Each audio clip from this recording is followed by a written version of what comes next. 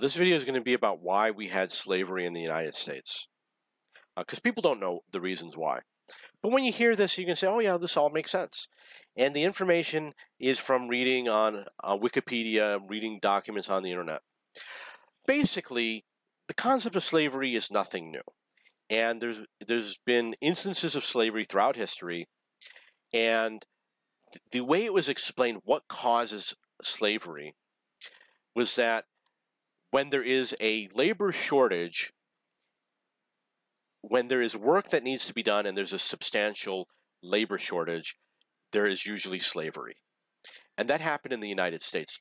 There was work to be done. There were plantations. Everyone wanted to own the land. Nobody wanted to work on the land. Why would you go to the United States and say, I'm going to be a worker when you could get land for free? So there was a labor shortage, and there was a lot of work to be done, which led to slavery. They had to bring people over that could not own land, because if they could own land, then they all would have been plantation owners, and you'd continue the problem of having no one to work on the land. So they had to be brought over with no rights to own land, which is what happened in the United States.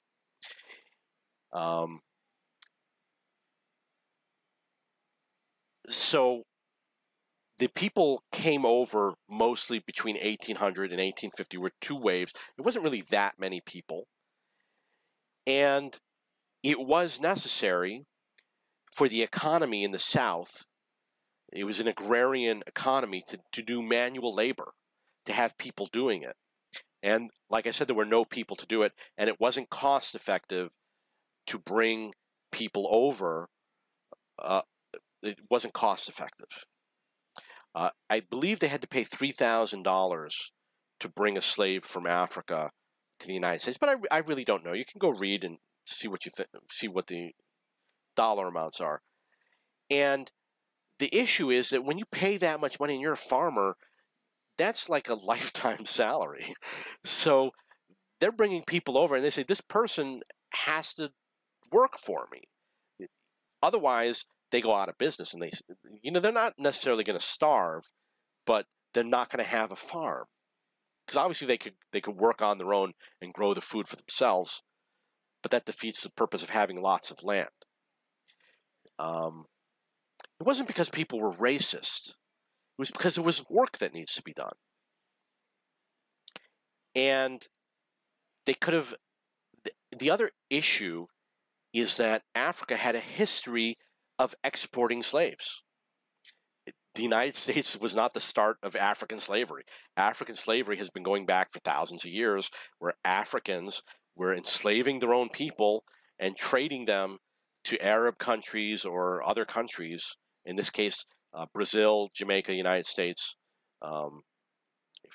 That was African business. Africans created the slave industry. The United States was a customer, and it was a small customer. So you can read about the history in the United States, but basically the gist is that it was a lot of work that needed to be done with a shortage of labor leads to slavery, and it's happened many times in history. For example, in Egypt, there was a belief that slaves built the pyramids. There's problems with these beliefs. And I would like to add that Egypt is part of Africa. The problems were that the building of the pyramids required large amounts of skilled workers, which were not slaves. The other issue is that the slaves were allowed to leave. So they're not slaves, you know what I mean? So, and the slaves had sick days. And this is true. You can go read. They literally wrote this down. The Egyptians wrote this down. They have sick days for the slaves. And the slaves were allowed to leave to go visit their family or something like that. And so they worked on behalf of the pharaoh, but it wasn't the slavery that a modern person thinks slavery was. And you may know that in Italy there were slaves in the gladiator times, and it was a voluntary enslavement, which means that you volunteered to be a slave. You had to voluntarily enter the program, and you couldn't leave. I'm pretty sure that's what it was. Read about it on the internet. In England, they had serfs, peasants. these people couldn't own property and businesses. They had to work for the king. They had to, any food they grew, they had to give to the king, etc. My parents were tobacco farmers. The government by law owned all the tobacco that grew in the entire country. It was a fascist country, Italy, and they could not keep even one tobacco leaf. They had to give the entirety of the tobacco to the government.